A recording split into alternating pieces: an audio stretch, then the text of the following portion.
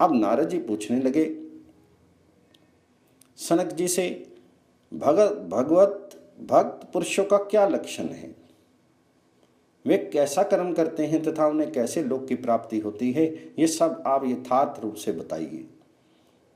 सनक जी, आप सुदर्शन चक्रधारी देवादिदेव लक्ष्मीपति भगवान विष्णु के भक्त हैं, अतः आप ये सब बातें बताने में समर्थ हैं, आपसे बढ़कर दूसरा कोई नहीं है। तो सनक जी ने कहा, ब्राह्मण, योग निद्रा से मुक्त होने पर जगदीश्वर भगवान विष्णु ने बुद्धिमान महात्मा मार्कंडेय जी को जिस परम गोपनीय रहस्य का उपदेश किया था वही तुम्हें बतलाता हूं, सुनो। वे जो परम ज्योति स्वरूप देवादिदेव सनातन भगवान विष्णु हैं, वे ही जगत रूप में प्रकट होते हैं। इस जगत के सृष्टा भी वही ही हैं। भगवान शिव तथा ब्रह्मा जी भी उन्हीं के स्वरूप हैं। वे परले काल में भयंकर रुद्र रूप से प्रकट होते हैं और समस्त ब्रह्मांड को अपना ग्रास बनाते हैं। स्थावर जंगम रूप संपूर्ण जगत नष्ट होकर जब एकार्णव के जल में विलीन हो जाता है, उस समय भगवान विष्णु ही वट वृक्ष के पत्र पर शिशु रूप से शयन करते हैं। उनका एक एक रोम असंख्य ब्रह्मा आदि से विभूषित होता है। महाप्रलय के समय जब भगवान वट पत्र पर सो रहे थे, उस समय उसी स्थान पर भगवान नारायण के परम भक्त महाभाग मार्कंडेय जी भगवान जी की विविध लीलाओं का दर्शन करते हुए खड़े थे। अब ऋषियों ने पूछा, मुनि, हमने पहले से सुन रखा है कि उस महाभयंकर प्रलय काल में स्थावर जंगम समस्त प्राणी नष्ट हो गए थे और एकमात्र भगवान श्री हरि ही विराजमान थे। जब समस्त चराचर जगत नष्ट होकर एक कारणों में विलीन हो चुका था, तब सबको अपना ग्रास बनाने वाले श्री हरि ने मार्कंडेय मुनि को किस लिए बचा रखा था?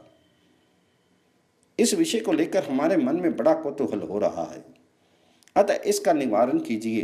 भगवान विष्णु को सुयास सुधा का पान करने में किसे आलस्य हो सकता है? तो सूत जी कहने लगे, ब्राह्मणों, पूर्व काल में मृकंडू नाम से विख्यात एक महाभाग मुनि होंगे हैं। उन महातपस्वी महर्षि ने शालग्राम नामक महान तीर्थ में बड़ा भारी तपस्या की। उन्होंने 10,000 युगों तक सनातन ब्रह्म का गुणगान करते हुए उपवास किया। वे बड़े क्षमाशील, सत्य प्रतिज्ञ तथा जितेंद्रिय थे। समस्त प्राणियों को अपने समान देखते थे। उनके मन में विषय भोगों के लिए तनिक भी कामना नहीं थी। वे संपूर्ण जीवों के हितैषी तथा मन और इंद्रियों को वश में रखने वाले थे। उन्होंने उक्त तीर्थ में बड़ी भारी तपस्या की।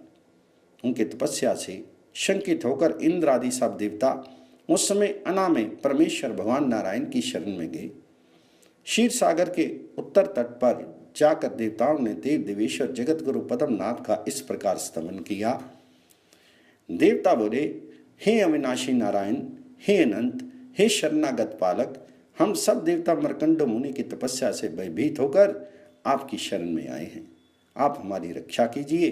देवादि देवेश्वर आपकी जय हो। शंख और गदा धारण करने वाले देवता आपकी जय हो। ये संपूर्ण जगत आपका स्वरूप है, आपको नमस्कार है। आप ही ब्रह्मांड की उत्पत्ति के आदि कारण हैं, आपको नमस्कार है। देव देवेश्वर आपको नमस्कार है। लोकपाल आपको नमस्कार है। संपूर्ण जगत की रक्षा करने वाले आपको नमस्कार है। लोक साक्षिन आपको नमस्कार है। ध्यान गम्य आपको नमस्कार है।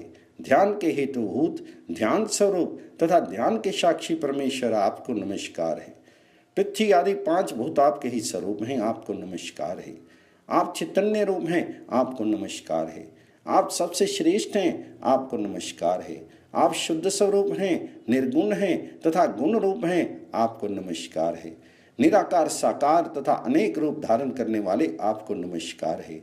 गौओं तथा ब्राह्मणों के हितैषी आपको नमस्कार है। जगत का हित साधन करने वाले सच्चिदानंद स्वरूप गोविंद आपको बार बार नमस्कार है। इस प्रकार देवताओं द्वारा की हुई स्तुति को सुनकर शंख चक्र और गदा धारण करने वाले भगवान लक्ष्मीपति ने उन्हें प्रत्यक्ष दर्शन दिया। उनके नेत्र खिले हुए कमल दल के समान शोभा पा रहे थे। उनका करोड़ों सूर्यों के समान प्रभाव था। सब प्रकार के दिव्य आभूषणों से भी युक्त थे। भगवान जी के वक्षस्थल पर श्री वत्स चिन्ह सुशोभित हो रहा था। वे पीतांबर धारण किए हुए थे। उनकी आकृति बड़ी सौम्य थी। बाएं कंधे पर सुनहरे रंग का यज्ञोपवीत चमक रहा था। बड़े बड़े महर्षि उनकी स्तुति कर रहे थे तथा श्रेष्ठ पार्षद उन्हें सब ओर से घेर कर खड़े थे। उनका दर्शन करके वे संपूर्ण देवता उनके तेज के समक्ष फीके पड़ गए थे और बड़ी प्रसन्नता के साथ पृथ्वी पर लेटकर अपने 8 अंगों से उन्हें प्रणाम किया। तब प्रसन्न हुए भगवान विष्णु प्रणाम करने वाले इंद्र आदि देवताओं को आनंदित करते हुए गंभीर वाणी में बोले। भगवान जी ने कहा, देवताओं, मैं जानता हूं मर्कंडो मुनि की तपस्या से तुम्हारे मन में बड़ा खेद हो रहा है, परंतु वे महर्षि साधु पुरुषों में अग्रगण्य हैं, अतः तुम्हें कष्ट नहीं देंगे। देवताओं, जो साधु पुरुष हैं वे संपत्ति में हो या विपत्ति में किसी प्रकार भी दूसरों को कष्ट नहीं देता। वे सपनों में भी ऐसा नहीं करते। जो मानव संपूर्ण जगत का हित करने वाला, दूसरों के दोष न देखने वाला तथा ईर्ष्या रहित है, वह इस लोक और परलोक में साधु पुरुषों द्वारा निशंक कहा जाता है।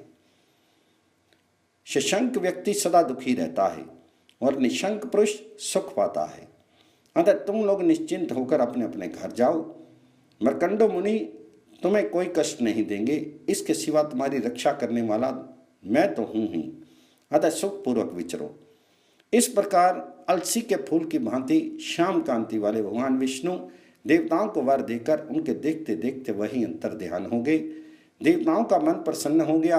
वे जैसे आए थे उसी प्रकार स्वर्ग को लौट गए। भगवान श्री हरि ने प्रसन्न होकर मर्कंडो को भी प्रत्यक्ष दर्शन दिया।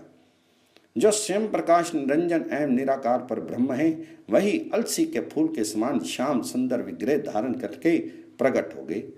दिव्य आयुधों से शोभित उन पीताम्बरधारी भगवान विष्णु को देखकर मर्कंडो मुनि आश्चर्यचकित हो गए। उन्हें ध्यान से आंखें खोलकर देखा। भगवान विष्णु सम्मुख विराजमान हैं। उनके मुख से प्रसन्नता टपक रही है। वे शांत भाव से स्थित है। जगत का धारण पोषण उन्हीं के द्वारा होता है। ये संपूर्ण विश्व उन्हीं का तेज है। भगवान जी का दर्शन करके मुनि का शीर पुलकित हो गया। उनके नेत्रों से आनंद के आंसू झरने लगे। उन्होंने पृथ्वी पर दंड की भांति गिरकर उन देवादि देव सनातन परमात्मा को प्रणाम किया। फिर हर्षजनक आंसुओं से भगवान जी के दोनों चरण पखारते हुए वे सिर पर अंजलि बांधकर उनकी स्तुति करने लगे। मार्कंडेय जी कहने लगे, परमात्म स्वरूप परमेश्वर को नमस्कार है, जो पर से भी अति परे है, जिनका पर पार पाना असंभव है, जो दूसरों पर अनुग्रह करने वाले तथा दूसरों को संसार सागर के उस पार पहुंचा देने वाले हैं, उन भगवान श्री हरि को नमस्कार है। जो नाम और जाति आदि की कल्पनाओं से रहित है, जिनका स्वरूप शब्द आदि विषयों के दोष से दूर है, जिनके अनेक स्वरूप हैं तथा जो तमोगुण से सर्वथा शून्य हैं, उन स्तुति करने योग्य परमेश्वर का मैं भजन करता हूँ। जो वेदांत वेद्य और पुराण पुरुष हैं, ब्रह्मा आदि से लेकर संपूर्ण जगत जिनका स्वरूप है, जिनकी कहीं भी उपमा नहीं है तथा जो भक्तजनों पर अनुग्रह करने वाले हैं, उन स्तवन करने योग्य आदि परमेश्वर की मैं आराधना करता हूँ। जिनके समस्त दोष दूर हो गए हैं, जो एकमात्र ध्यान में स्थित रहते हैं, जिनकी कामना निवृत्त और मोह दूर हो गए हैं, ऐसे महात्मा पुरुष जिनका दर्शन करते हैं, संसार बंधन को नष्ट करने वाले उन परम पवित्र परमात्मा को मैं प्रणाम करता हूँ। जो स्मरण मात्र से समस्त पीड़ाओं का नाश कर देते हैं, शरण में आए हुए भक्तजनों का पालन करते हैं, जो समस्त संसार के सेवे हैं तथा संपूर्ण जगत जिनके भीतर निवास करता है, उन करुणा सागर परमेश्वर विष्णु को मैं नमस्कार करता हूँ। महर्षि मर्कंडो के इस प्रकार स्तुति करने पर शंख चक्र और गदा धारण करने वाले भगवान विष्णु को बड़ी प्रसन्नता हुई। उन्होंने अपनी 4 विशाल भुजाओं से खींचकर मुनि को हृदय से लगा लिया और अत्यंत प्रेम पूर्वक, उत्तम व्रत का पालन करने वाले मुने, तुम सर्था निष्पाप हो, तुम्हारी तपस्या और स्तुति से मैं बहुत प्रसन्न हूँ। तुम कोई वर मांगो। सुव्रत, तुम्हारे मन को जो अभिष्ट हो वही वर मांग लो। तब मर्कंडो ने कहा, देव देव जगन्नाथ, मैं कृतार्थ हो गया, इसमें तनिक भी संशय नहीं है, क्योंकि जो पुण्य आत्मा नहीं है उनके लिए आपका दर्शन सर्था दुर्लभ है। ब्रह्मा आदि देवता तथा तीक्ष्ण व्रत का पालन करने वाले योगी जन भी जिनका दर्शन नहीं कर पाते, धर्मनिष्ठ यज्ञों की दीक्षा लेने वाले यजमान, वीतराग साधक तथा ईर्षा रहित साधुओं को भी जिनका दर्शन दुर्लभ है, उन्हीं परम तेजों में आप श्री हरि का मैं दर्शन कर रहा हूँ। इससे बढ़कर दूसरा और क्या वर मांगो। जगत गुरु जनार्दन, मैं इतने से ही कृतार्थ हूँ।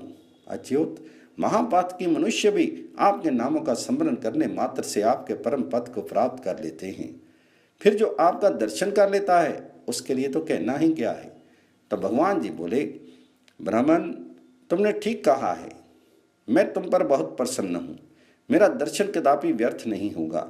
अतः तुम्हारी तपस्या से संतुष्ट होकर मैं तुम्हारे यहाँ अंश रूप से समस्त गुणों से युक्त रूपमान तथा दीर्घजीवी पुत्र के रूप में उत्पन्न होऊंगा। मुनिश्रेष्ठ, जिसके कुल में मेरा जन्म होता है उसका समस्त कुल मोक्ष को प्राप्त कर लेता है। मेरे प्रसन्न होने पर तीनों लोकों में कौन सा कार्य साध्य है। ऐसा कहकर देव देवेश्वर भगवान विष्णु मर्कंड मुनि के देखते देखते अंतर ध्यान हो गए। तदंतर वे मुनि तपस्या से निवृत्त हुए।